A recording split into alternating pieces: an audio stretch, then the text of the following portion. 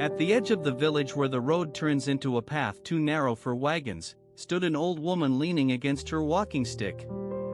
She was planting seeds in a small vegetable plot that sloped down toward a stream. The earth crumbled through her fingers like fine sugar. A young man approached from across the field, his steps slow and deliberate. He stopped by the stream's edge where water gurgled over rounded stones.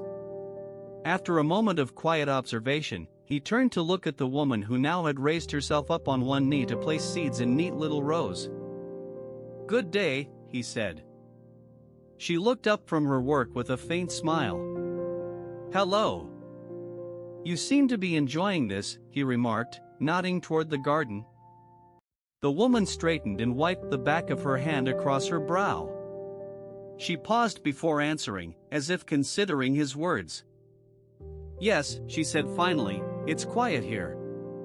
Her eyes scanned the surrounding fields and distant hills. The afternoon light softened the edges of everything. "Do you always plant by yourself?" he asked. "Most days," she replied with a shrug. "Sometimes my grandson helps me." The man walked over to her side, resting his hand on the wooden fence that lined one edge of her plot. "I was thinking about helping today," he said quietly. Her face softened into a more open expression. "Would you like to?" "Sure," he agreed. His eyes flicked toward the rows she had just planted. The woman showed him how to press each seed into place, then covered them with soil from her hand. Together they worked in silence for a while, the sound of water mingling with their soft voices and the rustle of dry earth. After some time, as if struck by an idea, the young man paused his work and rummaged through his satchel. He pulled out a small wrapped package and offered it to her. "Found this in my travels," he explained. "Thought you might enjoy having it." Unwrapping the parcel, she discovered a bundle of dried herbs tightly bound with string. The aroma they released was strong and pleasant, cinnamon and cardamom mixed with something pungent that had an earthy scent. The woman's eyes shone as she untied the package and took out the contents one by one to inspect them closely. She held a long leaf of sage close to her nose, inhaling deeply before placing it carefully back into the bundle. "Thank you," she said simply but with heartfelt warmth. He nodded, smiling at her pleasure. The sunlight caught on strands of silver in her hair as she bent again over the rows of seeds. For a moment more they worked side by side under the late afternoon sky, the woman's hands moving steadily now through well-practiced routine and the young man lending his effort with quiet respect.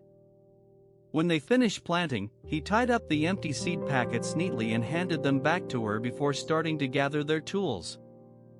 They walked in silence down the path, water still trickling softly nearby. The old woman suddenly held out a small sprig of lavender to him. "For your room," she said as they neared his house. "Bring good dreams." The young man accepted it carefully and pressed it against his chest for a moment before tucking it into the pocket of his shirt, where he could smell its delicate scent any time he wished. You're listening to the Empty Teahouse. The lantern flame steadies, casting shadows on an old woman's kind face as she plants seeds by the stream. The air thickens with wet earth and insects settle along a riverbank dusk. In the dim light of dusk, the wooden bridge over a small stream stretched from one hill to another. The air was thick with the smell of wet earth and the quiet hum of insects settling for the night. A woman stood at the edge of the bridge, her shoulders hunched against an old coat, as she watched two figures approach from opposite directions. The first figure was a returning soldier without his uniform. He moved slowly, his body language stiff yet tired. The second was a child carrying a basket too large for her, dragging its contents along behind like a trail of shadows. They met in the middle, where the bridges would creak slightly under their combined weight. The woman paused to observe, but did not interfere. There was no conversation, only eye contact that held the tension and release of an unspoken question. The soldier straightened his back slightly, offering a slight nod to the child. His eyes softened as he regarded her burden. The girl stared back at him with wide, curious eyes, then reached out hesitantly towards him. In her small hand was a single red apple, its skin glossy and flawless. "Here," she said softly, almost whispering against the rustle of leaves overhead. She held it out to him. He paused for another moment, looking at the apple and then back at her face.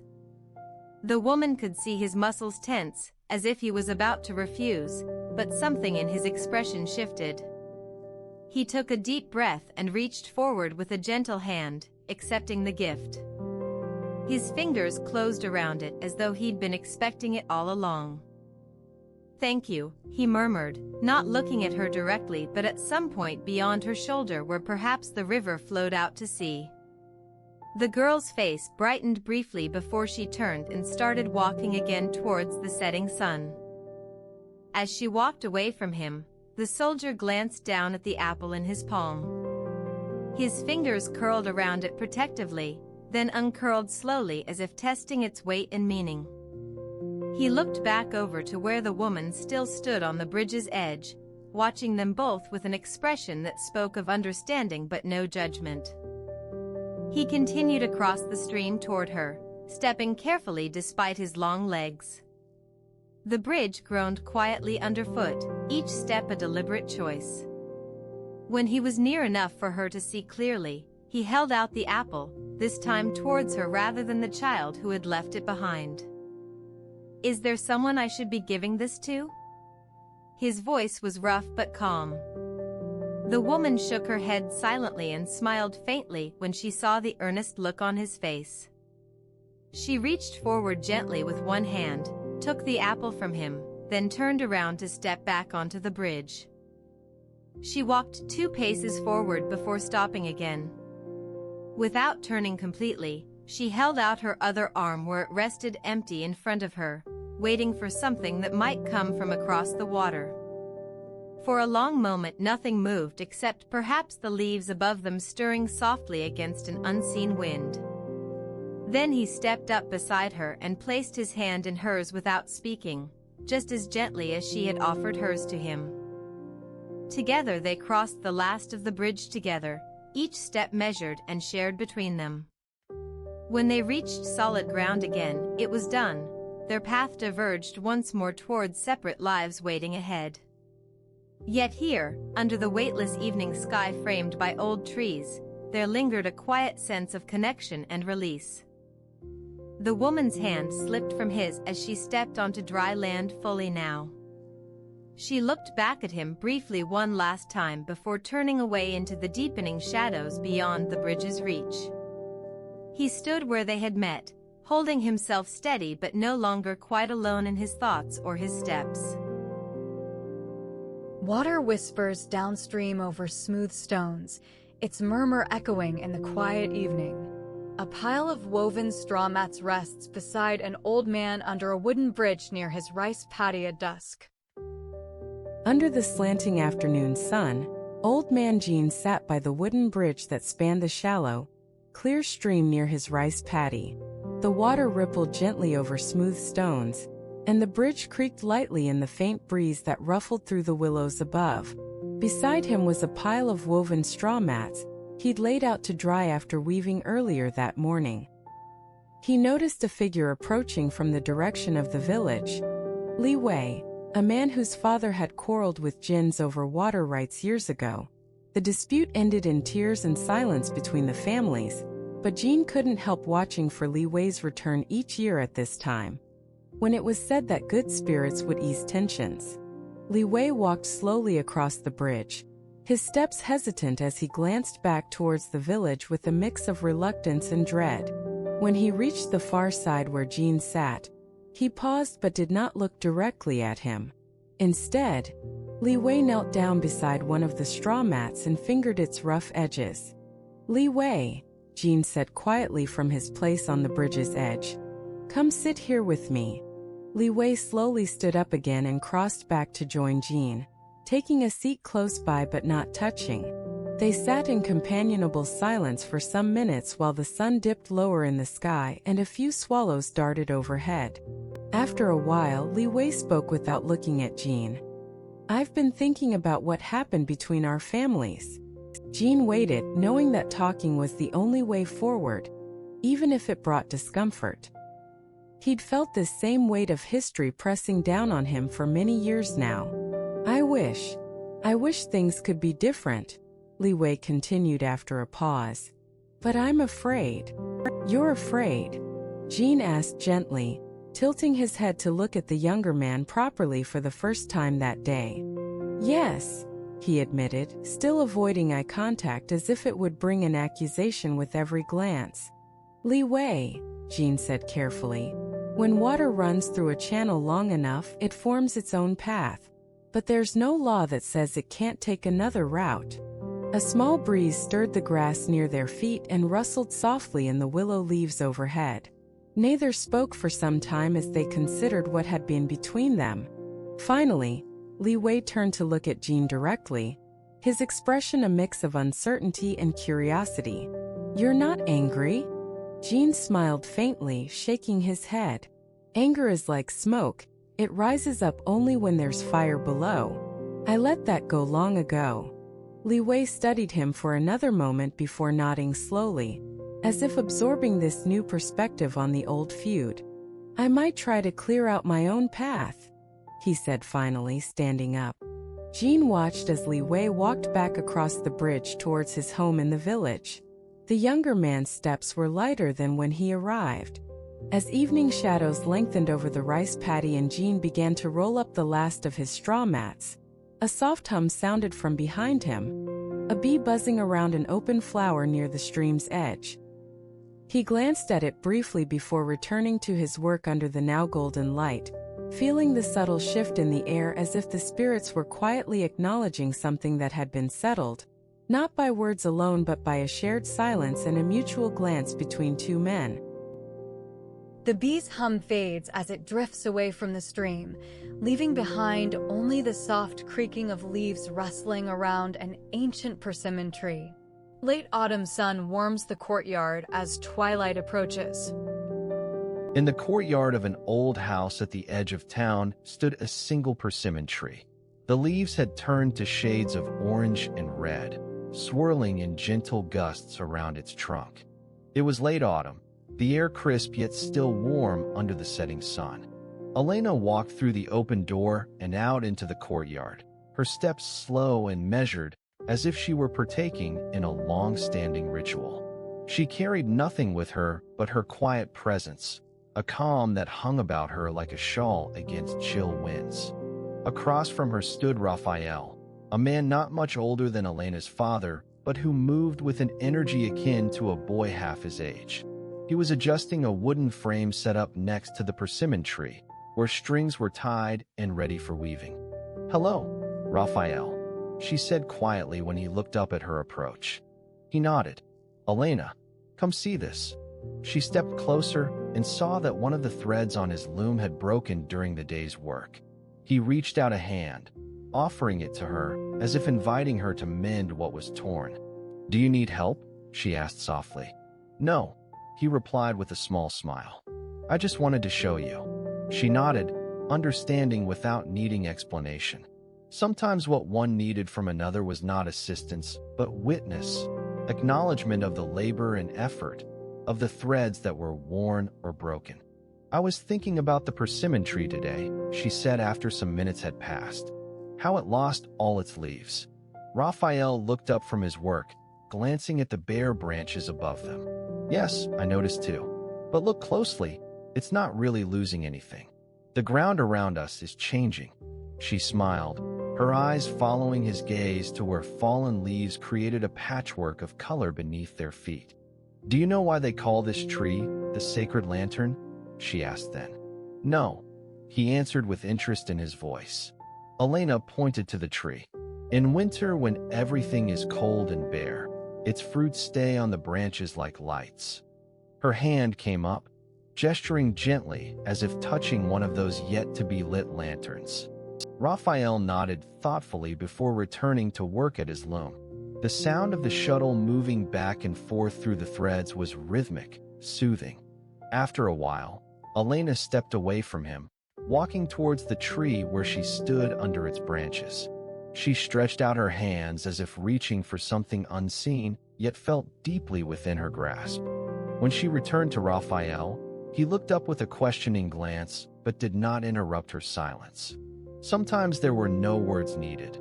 Sometimes just being present was enough acknowledgement of what had been shared or understood between them. "Thank you," Elena finally said when they stood side by side again, the loom's rhythm steady between them. Raphael met her eye with warmth in his own, understanding that for now, these simple gestures and shared moments were all they needed to say. His hand came up then, touching hers lightly before returning to his work. As Elena walked back into the house, she felt a calm settle over her heart, like a quiet evening descending on an old town, peaceful, knowing, complete in its simplicity. Outside, the sound of wax dripping from nearby candles reached their ears, soft and steady against Raphael's rhythmic weaving.